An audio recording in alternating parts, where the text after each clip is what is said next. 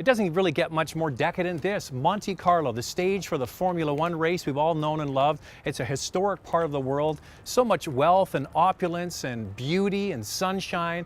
And this is the place they chose to launch the all-new Audi S3. Now, the reason this car is important because Mercedes-Benz has just entered the market with their CLA. That's their entry-level premium car, hoping to get new buyers into their Mercedes-Benz brand. Well, Audi already had an A3. Now they're bringing the S3, and we're here to check it out. The A3 sedan will be arriving in Canada in the spring of 2014, with the S3 following in the fall of 2014. Both are built off a shared platform with Volkswagen called MQB. This platform is a significant investment for the VW Group as it's lighter, bigger, and stronger than the last Golf A3 platform and provides a sturdy basis for this new S3. The A3 will come standard with a 1.8-liter turbo engine, a 2-liter TDI diesel with manual shift, front-wheel drive, and available Quattro, automatic, and S-tronic dual-clutch transmission. The S3, though, comes standard with a 2-liter turbo direct injection 4-cylinder Quattro and S-tronic dual clutch only. There is no manual available in the S3. I really do like the look of the inside of this Audi S3. I love these big bolstered seats with S3 emblazoned on the backrest. There's an option to get the diamond stitching as well. Nice soft touch materials. The screen is high mounted in the center of the dashboard, and that's good because it's high and very visible, and you have the MMI system which comes standard on the S3 right here and makes it easy to use. What's especially nice is that it can hide away. We're seeing this trend now to what looks like an iPad stuck on the dash. You know, the Mazda 3 has it. You've also got it in the CLA from Mercedes. But it's a bit polarizing. Some people think it looks unfinished, and what's nice about this, because it hides away, it gets rid of that sort of clunky look, having something stuck on the dash. Classic Audi steering wheel with the flat bottom. You have the gray metallic gauges in the S3. So overall, it's the same layout as the regular A3 and the Cabriolet, but with the bigger bolstered seats. What I want to show you, though, is the headroom, if there is any, in the back seat. Okay, getting in is always... That's the fun part. All right, so you gotta slouch down a little bit, but when you kind of get in the pocket of the seat, and there's cutouts here for the knees, knee room is pretty good. And outward visibility, I say, would better than the CLA. The CLA roofline kind of goes like this, and it cuts out your side visibility.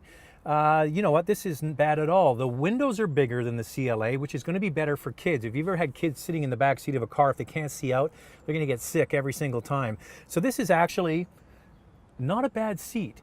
It isn't the best, obviously, because it is a quite small car, but it is better than the Mercedes backseat. This S3 also takes things up a notch in terms of styling. It's especially forceful with a 15mm drop in the stance compared to the regular A3 sedan. The air intakes are bigger with more detail.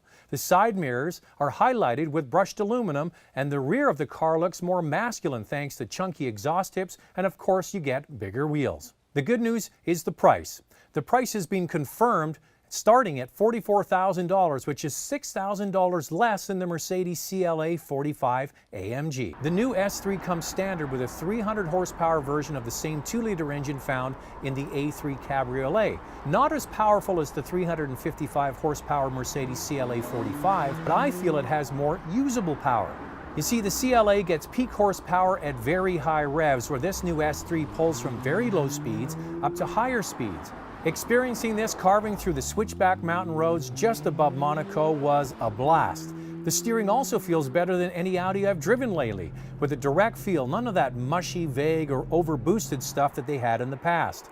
The sound from the engine is superb, and even thundering up steep mountain hills, the power just kept on coming all the way through the rev range. The engine really is the star of the show. Power is not an issue. I would argue that this S3 is a better everyday car compared to the more nervous-feeling AMG competitor.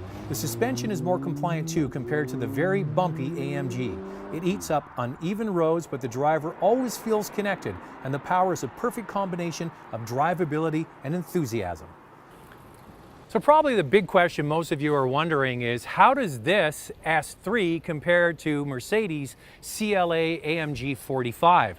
Well, I got to tell you, I prefer this car on many different levels. First and foremost, the Mercedes engine has more power, but it's peaky horsepower. It's up near the upper rev range. This vehicle has more torque through the usable parts of the engine, where you're actually going to use it day in and day out. So 300 horsepower, but it's usable 300 horsepower. We only get the S-Tronic dual clutch automatic transmission in Canada. We don't get the manual. We've had a chance to drive the manual here, and it's a shame because it really is wonderful. So the way you see the car here is the way it's going to come in the fall of 2014. So if you're interested in getting into a small premium car, it might be worth the wait till next year.